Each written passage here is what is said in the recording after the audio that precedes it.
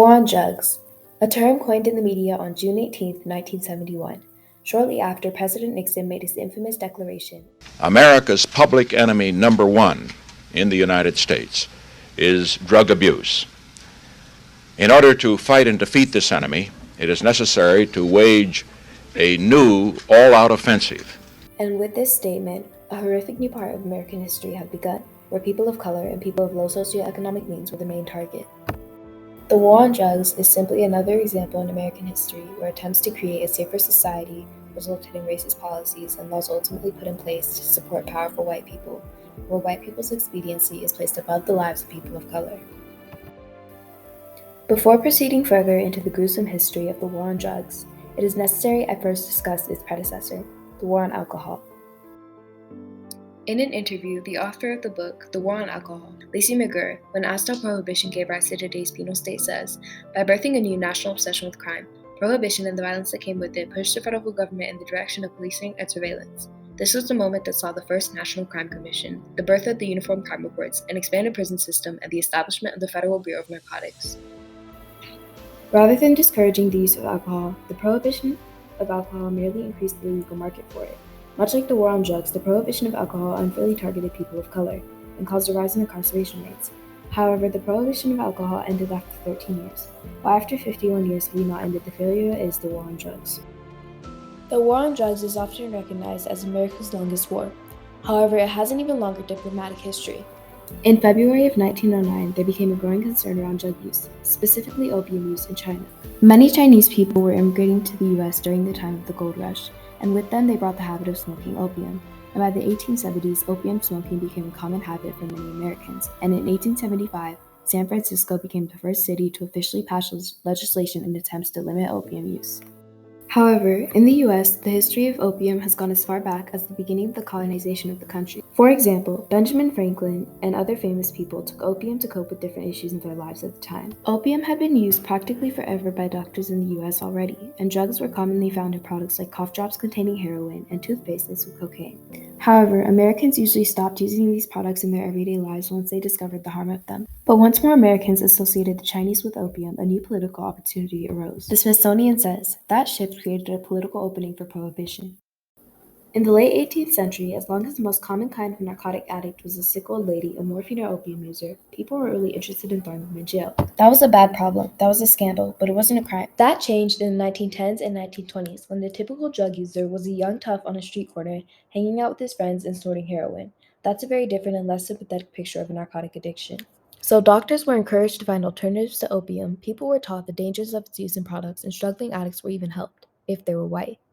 But when it was Chinese immigrants smoking opium, it became a problem, and they were demeaned and vilified in the media. Horrifying consequences came from the criminalization of Chinese immigrants, like an anti-Chinese campaign, which led to the Chinese Exclusion Act of 1882, which banned Chinese immigration in the U.S. for 10 years and made them unable to become citizens. All of this influenced the first International Opium Convention in 1912. The League of Nations, predecessor to the UN, had decided not to go the route of prohibition.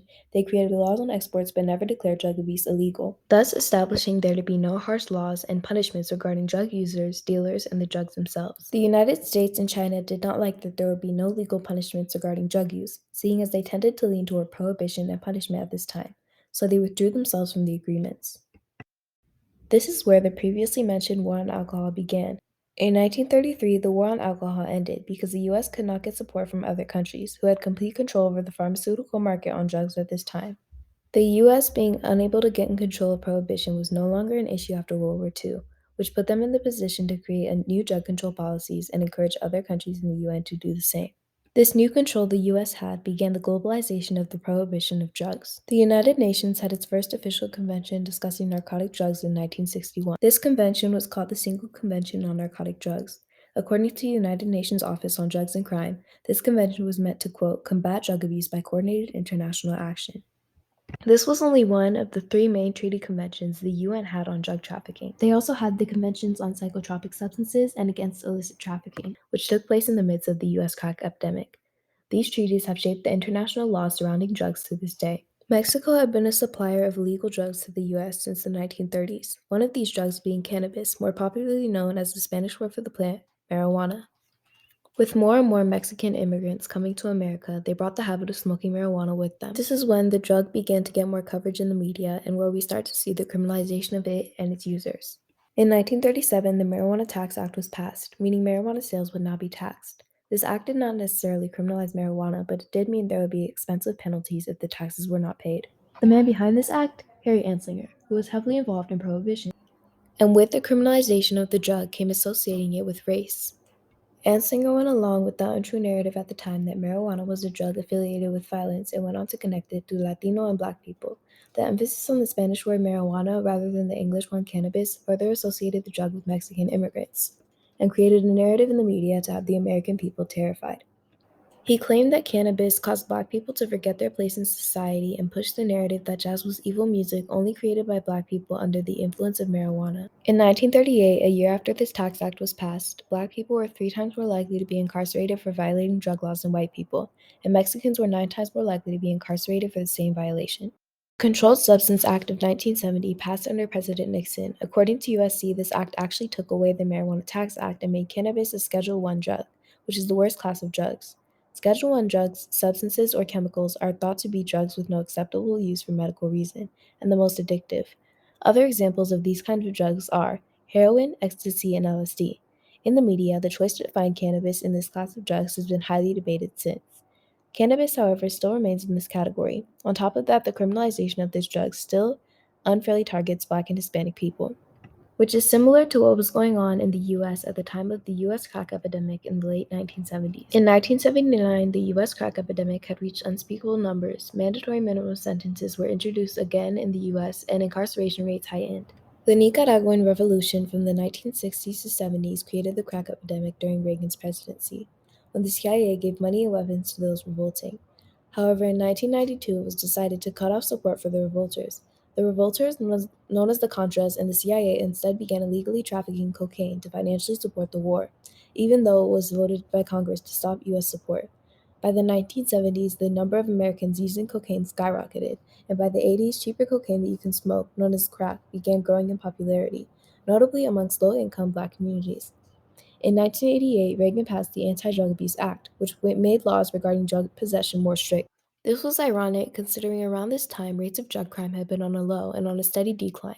According to the book Stamped, only 2% of Americans at the time saw drug abuse as the biggest issue in America. But this law treated drug abuse as a pressing issue only punishment could solve. It allowed for confiscation of assets for those in custody for drug possession, again confirmed mandatory minimum sentences for possession, and most deceivingly differentiated punishment for crack and cocaine, 2 chemically identical drugs. So why would punishment for the 2 drugs be different? One differentiating factor was who was using them. Minimum 5-year sentences were required for someone in possession of at least 5 grams of crack, which according to the book Stamped, was the typical amount found in Black low-income communities. In order to receive the same minimum sentence for possession of cocaine, crack's chemically identical counterpart, one must carry 500 grams. On top of that, Black neighborhoods, especially low-income ones, were and still are heavily over-policed, meaning incarceration rates were rapidly growing. In rich neighborhoods, drugs were not an unlikely sight. However, these people reside in neighborhoods with fewer police, many of which have unconscious biases toward them. And again, they had to be caught with an insane amount of cocaine to receive a 5-year minimum sentence. Prohibition is deeply rooted in American history and has constantly failed the American people. The drug war is another excuse to criminalize and dehumanize people of color and has caused much more harm than good. In no way am I saying that marijuana, crack, and opium are safe to use. However, the laws against them have racist biases backing them. The world must begin to treat addicts for what they really are, ill, rather than treating them like criminals. USSC says 76.9% of state drug offenders released from state prison were rearrested within 5 years. But when treated in rehab, according to the Legacy Treatment Center, 80% of patients say they experience improved quality of life and health after completing drug and alcohol rehab. What if we ended the war on drugs and replaced it with an effective, unbiased system that focused more on helping addicts rather than punishing them?